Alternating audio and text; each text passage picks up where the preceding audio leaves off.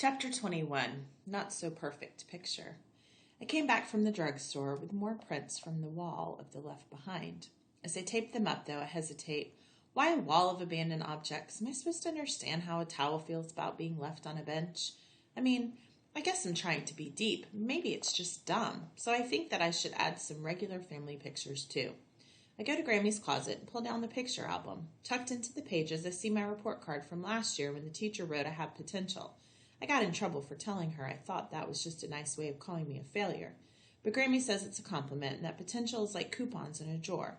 If you leave them there, they're nothing but scraps of paper. The pictures on the first few pages make me smile, and I wish that Grammy were the type to put pictures in frames and hang them up.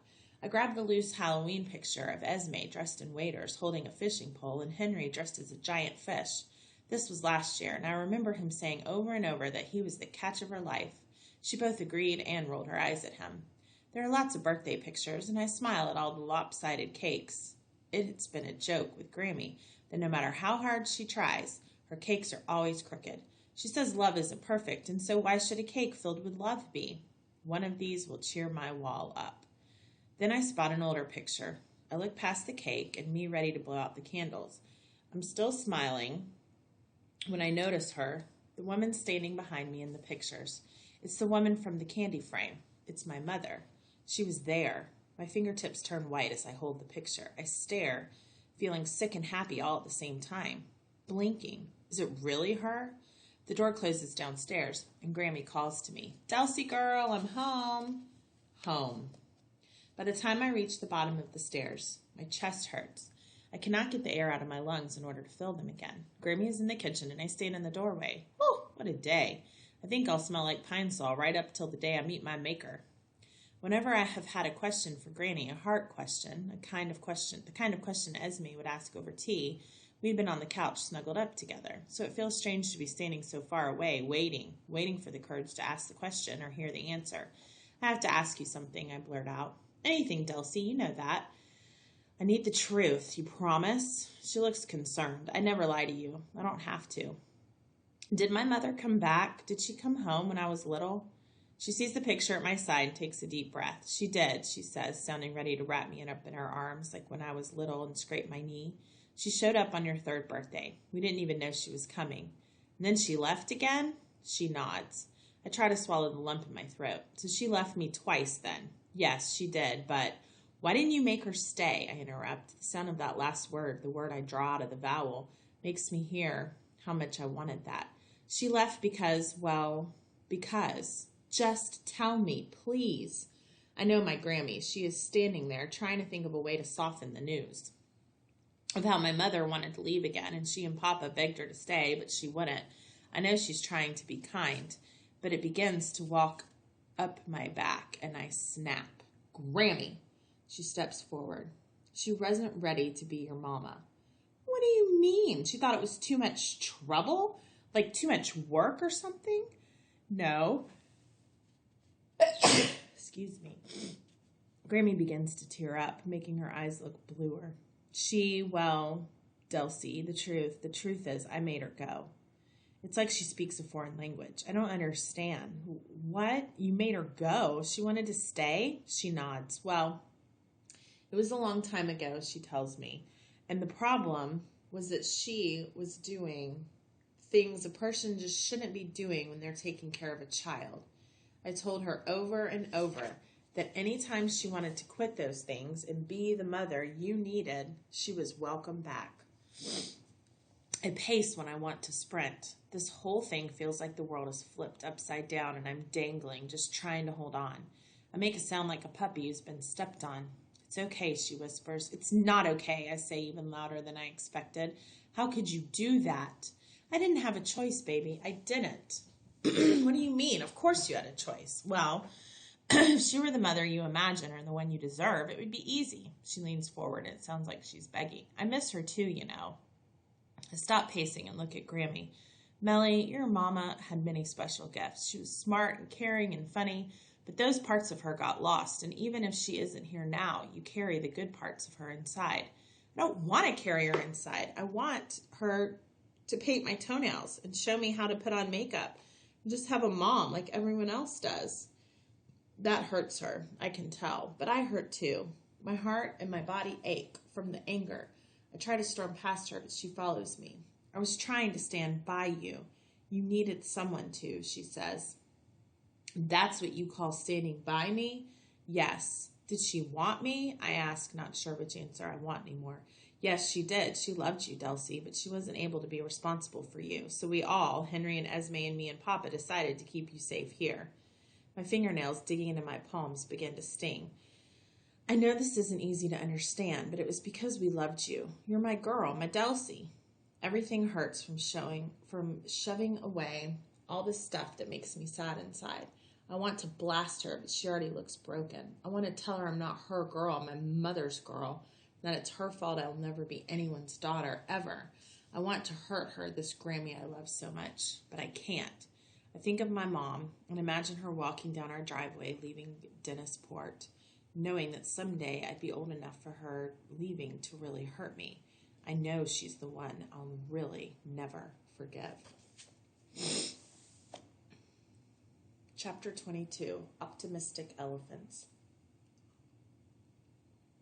After our argument, Grammy and I act like nothing happened, which is fine, I guess. I know sometimes Grammy has a hard time talking about things, but I can tell she's not mad at me, and I'm not mad at her. Still, it feels good to get out of the house when Esme invites me to lunch. She looks beautiful when she comes to get me. She has her purple heels on, and her afro is in a side-swept updo, but there's one thing she doesn't have that surprises me. Where's Ruby? Your Grammy's going to watch her, she says, reaching for my hand. I take it, and I smile. Esme and I slide into the car and head toward Route 6A, which Grammy calls Captain's Crunch because of the string of captain's houses and weekend traffic in the summer. We pull in the parking lot of a yellow house called the Optimist Cafe. Esme turns the car off and then holds up one finger, telling me to stay put. She runs to my side of the car and opens the door for me.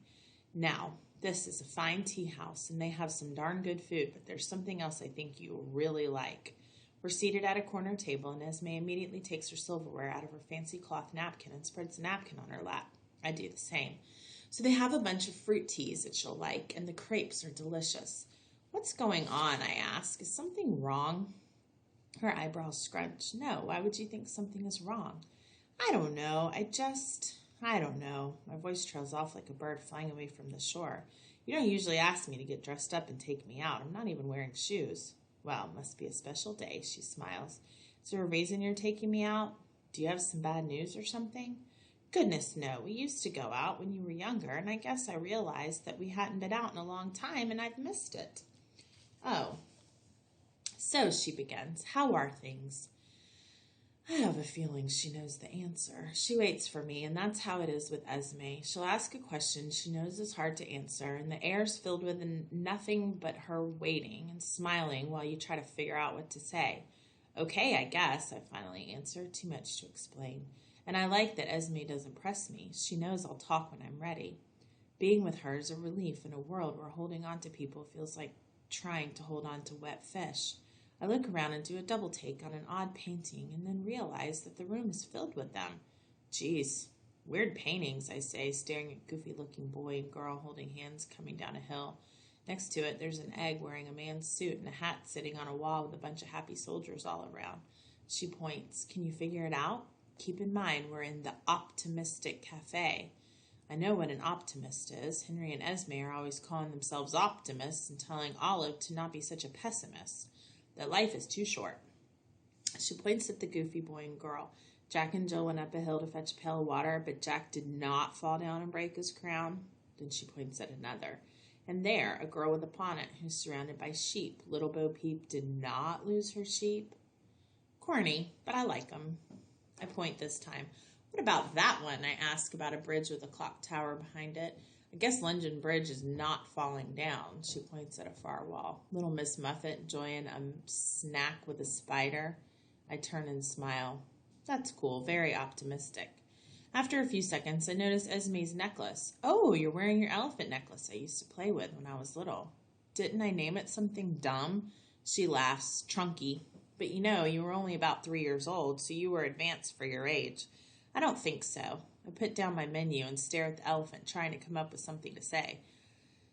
The waitress saves me by coming to take out our order. After she leaves, I ask, why do you like elephants so much? I mean, they're not really cuddly like bears. Well, I don't know that I would cuddle a bear, but yes, I do love elephants because they're very intelligent and empathetic. And she falls against the back of her chair. I've heard that in the wild, they react to humans like humans react to puppies. Like, they think we're really cute. Really? I guess we are, all tiny and everything. And they're uncommonly sensitive. They mourn their dead just like we do. In fact, I read a story about Lawrence Anthony, a man they called the Elephant Whisperer. He was so kind to elephants, saving many of their lives. He had elephants stay at his home. At his home? Well, I don't think they took up guest rooms or anything. We laugh. Anyway, this kind man passed away, and 2 days after his death, about 25 elephants traveled for 12 hours and showed up at his house and stayed for 2 days and 2 nights. They stayed as if they were mourning his death. Wait, how did they know he died? That's the thing. No one knows how they knew. They just showed up. I sit thinking about that. Esme rests her elbows on the table. You know, though, one of the things I love most about elephants is when several elephant families live together, they all become one. The parent elephants look out for and protect all the babies, not just the ones born to them. Those elephants are smart enough to know that blood doesn't always make a herd. Love is a more powerful thing than that. She holds my gaze as I try to figure out if she's telling me that she loves me. It feels like she is. The waitress delivers some fruit and biscuits and other delicious things. Staring at the berries, I screw up the courage to tell Esme what's been on my mind. I've been wondering, I say. Can I ask you a question? Anything. If something happened to Grammy, would you? Her eyes widen. Delcy, of course we would take you. You wouldn't be alone for even a second. It doesn't seem like there would be room for me. She leans forward and locks eyes with me. Sugar Pop, we always make room for the things that matter. The front door slams and the woman at the desk says, Can I help you? No thanks, just looking for someone, he says. Ronan? Is that Ronan? He blows right by the lady, who clearly wanted more detail. Hey, he says, sliding into a chair. Ronan, right? Esme asks. What are you doing here, I ask. Your Grammy said you were here. Did she tell you to come? He shrugs. No, I just did. Would you like something to eat? Esme asks. It's on me. That is, if you're hungry. Are you hungry, I mean? I'm wondering what's up with Ronan. I like him, but his timing is the pits. Well, a little, he says. Esme asks the waitress to bring another setting. Help yourself to some of the pastries. There's plenty. He reaches for a biscuit and some butter and licks his fingers. Esme hands him a napkin. He tucks it behind the collar of his T-shirt so it hangs down the front of him like a bib. So, tell me, Ronan, she asks, how long have you lived here? Are you a caper or a lowly wash-ashore like me? Nah, I just got here a couple months ago. With your parents? He glances over at me. No, just my dad. Well, where's your mom? I sit up straighter, realizing I don't know the answer. Where is his mom? He looks at Esme and seems sort of flustered. Why do you want to know? He asks. Oh, I'm sorry. I was just curious. You don't have to tell me. I was just making conversation. He reaches for another biscuit. She died, he said, so I came to live with my dad. I never stayed with him before, but he's okay, although he doesn't talk much. We're like two great white sharks just circling each other. He left a job on a swordfish boat to have me come. He says he misses it. He turns to me and points at my plate. You gonna eat that? I shake my head, not even knowing what he's asking about. I can't believe it. Wait, I say, your mom died? Yeah, it was a big thing, you know. Anyway, does this place have chocolate milk? Even Esme doesn't know what to say. I think they do, Ronan, she says, studying him and looking a little worried. Can I get some? He doesn't blink, holding her gaze like his life depends on it. Sure, you can get some. She leans forward on her elbows. Ronan? He looks up quick. Are you okay? Have you spoken to anybody about this? Nah, he reaches for some jam. I don't like to talk about that stuff, but I do talk to Delcy all the time. Did she tell you about Darwin the crab I threw back into the water? I laugh because I don't know what else to do. Things not making sense seem to make sense these days. Poor Ronan. And here I've been feeling sorry for myself. A shovel full of sand. Delcy, Mrs. Feister calls. I stop. Hi, Miss Feister. How are you? I'm good, but I really haven't seen you around for a while. What have you been up to? Lots of stuff. helping Grammy, training for a 5K, and the summer. Well, Brandy has missed having you around. You should go find her. She is down on the beach. I wonder if Brandy has told her that or if she's just doing the mom thing. Sometimes adults have no idea what's really going on. Okay, thanks, I answer and turn toward the beach. She didn't say if Tressa was there or not. I pray she isn't. It's a perfect summer day and the beach is crowded. Colored umbrellas and beach chairs cover the sand like confetti. Boogie boarders ride the waves. Sand castles line the water's edge. I spot Brandy alone, relieved. I start down the wooden steps to the beach, but by the time I'm halfway down, I see Tressa walking out of the waves with a boogie board. She sees me, so I don't feel like I can just turn and go now, especially if Brandy has missed me at all. Hey, I say as I reach them. Hey, Dels, Brandy says, and that makes me happy. Tressa smirks. What are you doing here? Cleaning rooms? There's a girl getting buried in the sand right next to us. Her friends are slowly covering her up, and I can hear her whining. Why can't one of you do this instead? What's the big deal? One of the kids asked. Don't be such a baby, snaps another. You said you wanted us to do it. Hello, Tressa asked, pulling me back. What are you doing here? The voice of the girl being buried bugs me, and I think about the day I had lunch with Brandy and Tressa, or rather, I didn't, because I thought they'd make fun of my sandwich. I remember pretending to know things and like things that I didn't just because I wanted them to like me. Tressa laughs. The girl behind me cries. I hear Grammy's voice telling me they can't break me. I stare Tressa in the eye and straighten my back. I step forward. I'm here because I live here. The Cape is my home. And yeah, I was cleaning rooms because that's what my Grammy does here, and she needs my help. She works hard and is a great person. You are not. I turn to Brandy. And you are just disappointing. Brandy goes from watching me to looking at her feet. I turn away and walk over to the girl being buried in the sand. She stops crying and gazes up at me. The stranger standing over her.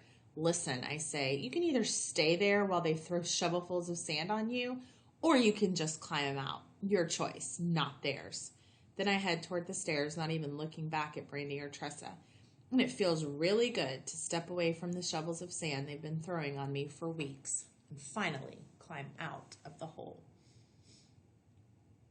Chapter 24, Storm. The meteorologists on TV sound happy and excited this morning, which means that we are in for some pretty fierce weather today.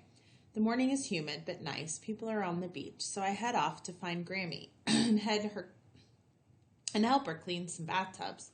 With her knees, she often has me help with those.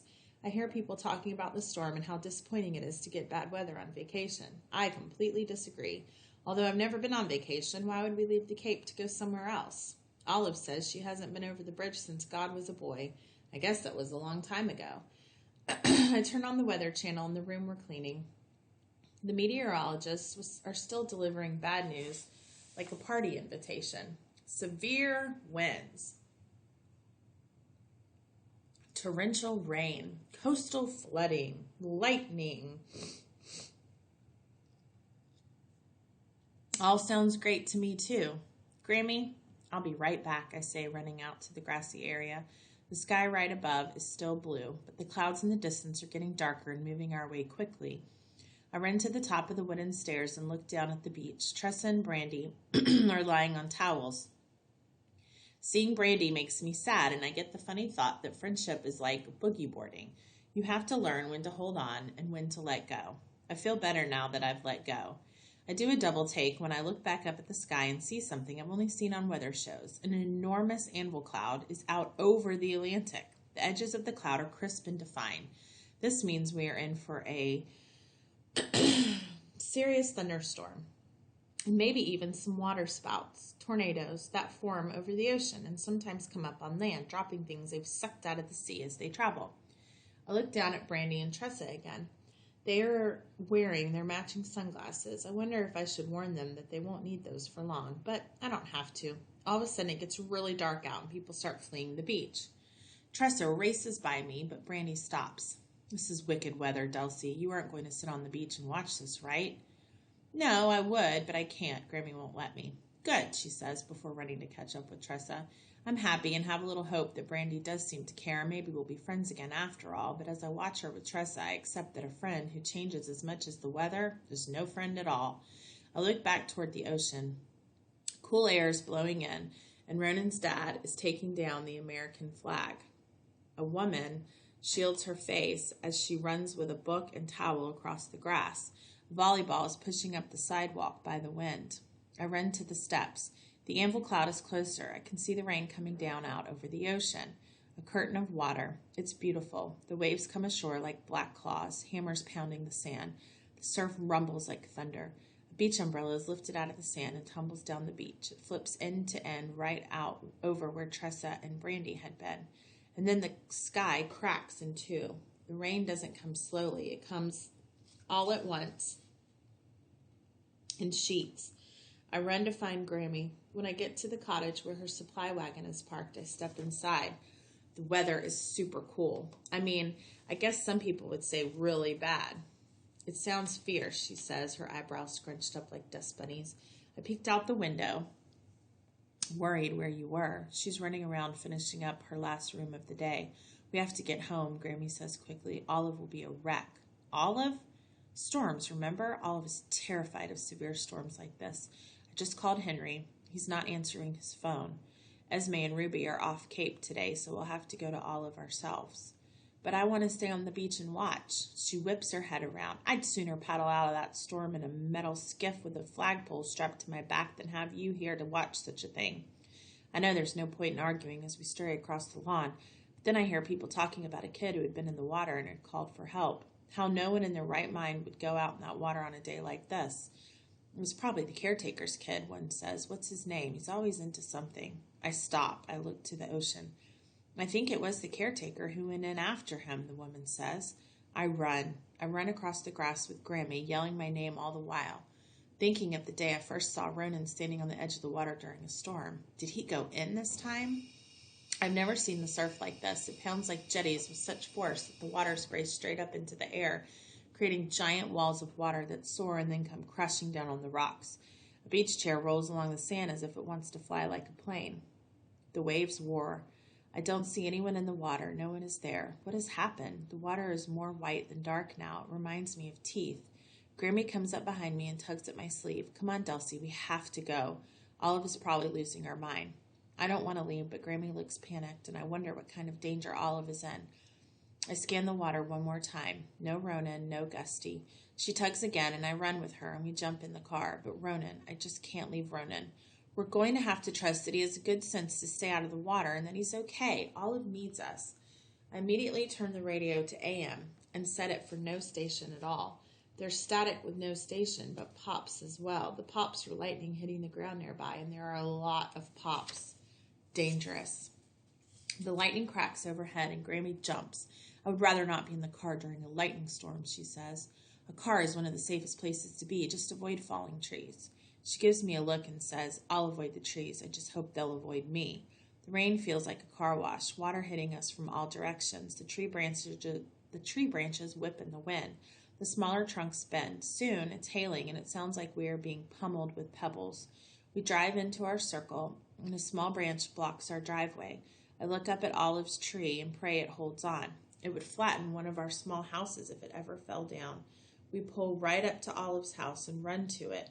Grammy swings open the unlocked door.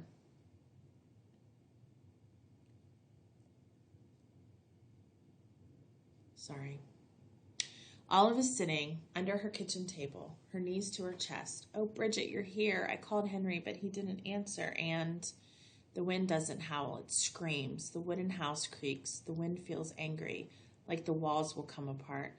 I wonder about the barometric pressure again. Is this a hurricane? I'm going to go check my weather station.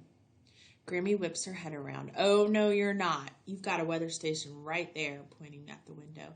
Grammy reaches for Olive. Come, Olive, please. I've already opened the cellar door. Olive doesn't want to come out from under the table. She shakes her head. Now hush, Olive. Come with us. The cellar will be safer. We all jump when something crashes against the side of the house. Finally, Olive gets up, and the three of us file down the basement steps. We sit under the stairs in the basement because it's the safest place, staring upward, all praying for the same thing. I suppose that somehow this house will stay planted on the ground. I don't need I don't need any hugging, but Olive needs some. Grammy wraps her up, and it surprises me to see Olive taking a hug like that. The wind screams. We stay quiet. I worry and pray and think about Ronan, hoping that boy stayed out of the water during a storm.